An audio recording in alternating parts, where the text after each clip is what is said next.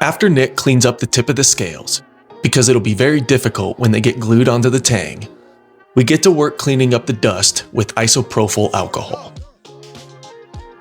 Soak that and wipe these scales off really good.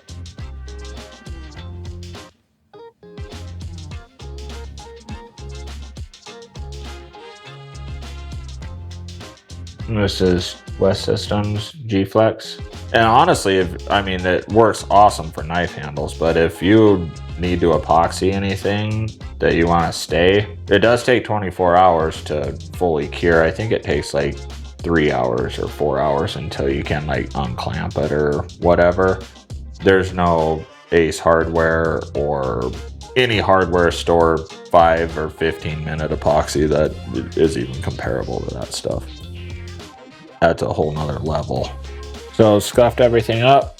G-Flex is the way to go. Acroglass, also used a bedding compound for rifle actions, is also a good option. But I'm gonna scuff all my pins too. Anything that your epoxy is gonna touch, you wanna just scratch it up a little bit. One, it helps clean everything up. Also, the scratches do provide a little bit of a mechanical connection instead of just having a, chemical bond. Just scuffed up though, nothing too crazy. And then you want everything with no dust, no grease. I use Brake Clean because Brake Clean dries clean. Just clean and dry and scuffed up, and your epoxy will stick just fine. After everything gets sanded and cleaned up, Nick gets to work gluing the scales on. So now I'll just mix our epoxy.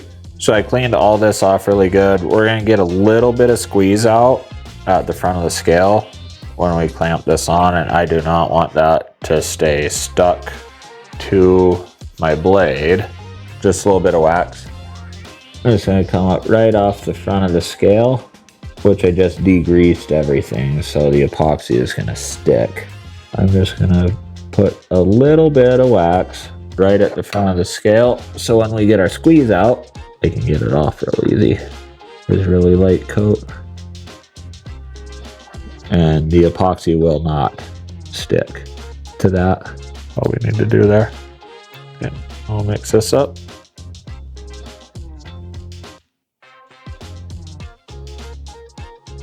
This is a little bit thicker. That doesn't look like it's 50-50, but that is 50-50. Because this other side stands a little bit higher. This is nice too. It says a 24-hour epoxy, so you got all kinds of time. I like to mix it on glass because you can see when you're mixed well. It is another mistake people do make with this stuff, though. You really do need to get your epoxy mixed up really good.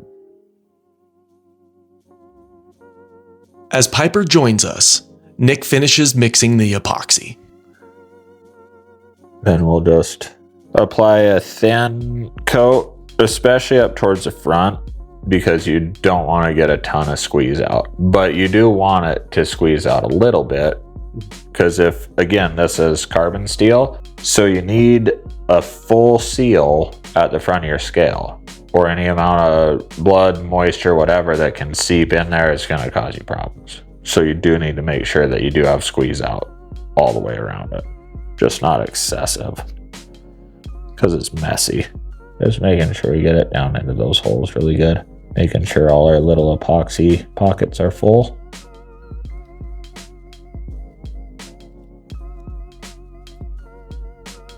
Nick has a little issue getting the third pin through the pre-drilled holes. There must be a burr on the tang that is holding him up. We will have to wait until the epoxy sets up to re-drill the holes. But no worries, it can and will be fixed. It'll take some time for the glue to set up. While we wait, Nick gets started on the sheath. Full sheath episode will drop next week. To finish up the scales, we are going to skip forward a few hours. Unclamp that knife. Even if we don't have it 100% done tonight, we can get the basic shape done, because then we can't fit it to the sheath, because then this has to dry. We won't be able to stain this till tomorrow. Cool. Bring her over and pull the clamps off.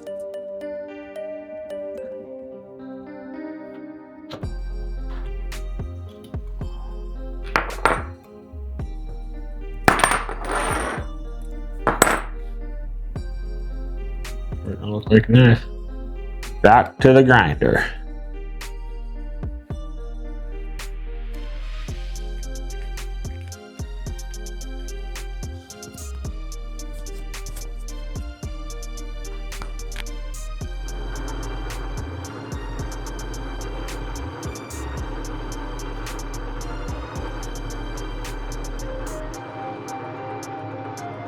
We're using 1/8 inch pin stock.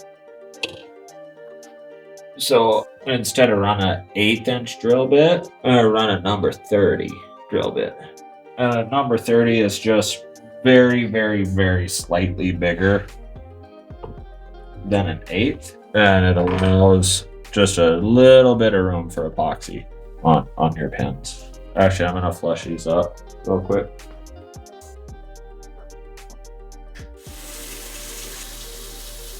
Now that the glue has set up for 4.5 hours, Nick is able to re-drill the holes for the third pin.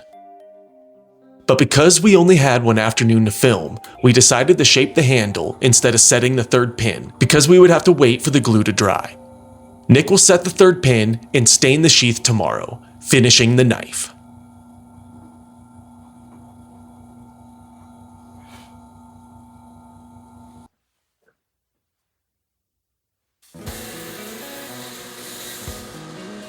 After Nick tapers the third pin, he starts sanding the handle. This is where the knife starts to take shape. Settle in as we watch the handle get shaped into an ergonomic masterpiece.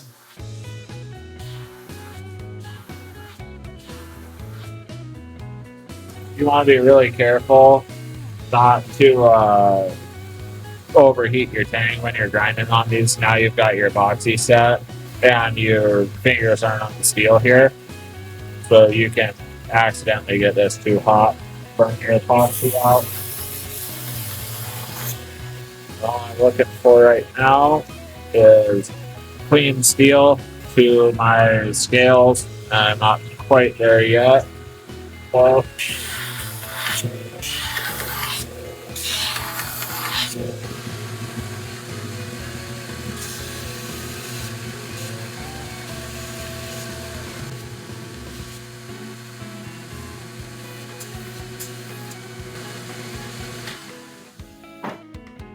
do the 120 on the top because that's got to blend back into the spine of the blade. You're going to see that, which you'll see it all, but the other part's easier to finish.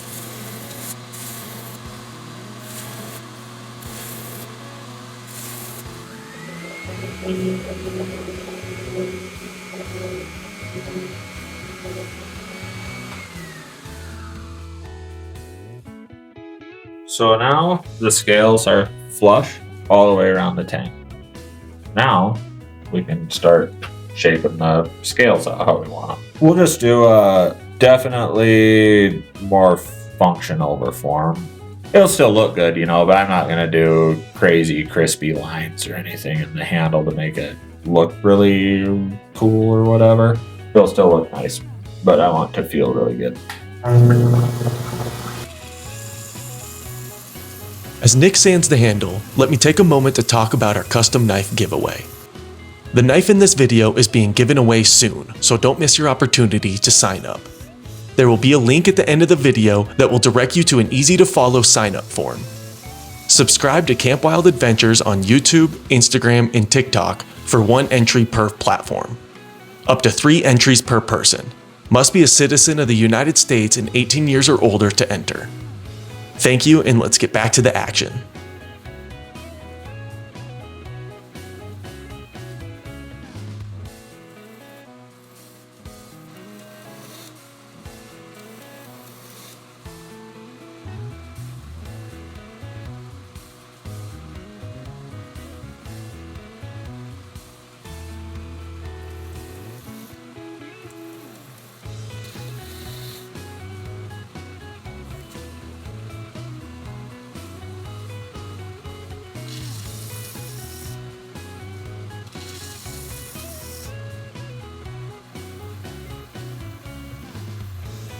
Using different parts of the sander, Nick can achieve the exact shape he wants.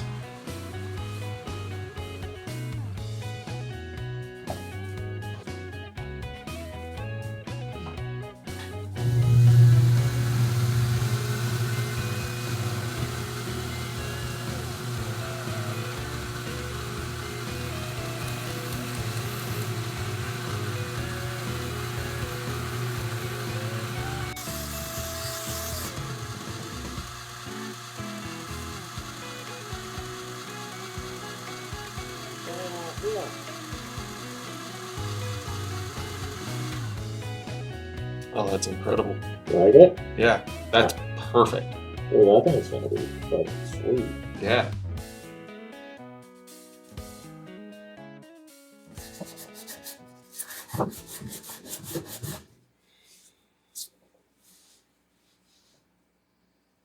I really like how that one's doing. Yeah, that holds to your hand really well. Fits perfectly, in my hand at least. Yeah, I'm really happy with it. Great. Yep. It has a little bit of grip to it. Yep. Is that the color of the handle, or is it gonna darken up? Here, I can give you a little bit better idea. Just a little bit.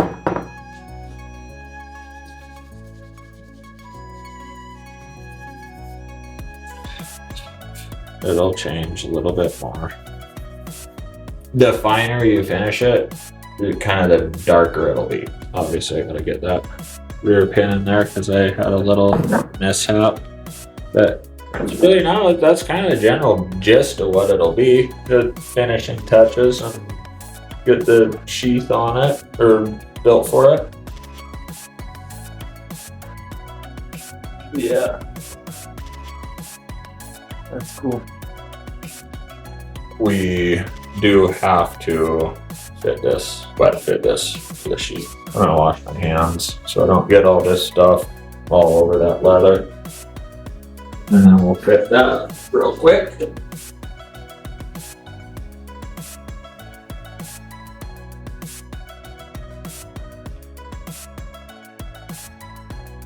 Over the next few episodes, we will follow along while my brother-in-law Nick shows us the ins and outs and the do's and don'ts when it comes to making a hunting, fishing, or hiking knife that'll make your buddies jealous. By the end, we will have a fully sharpened, sheathed, and shippable knife to give away to one of you. So if you're interested, be sure to check out KAMPwildAdventures.com or click the link below to find out if you are eligible. Thank you to everyone watching. This is only possible with your support. Good boy, Blue.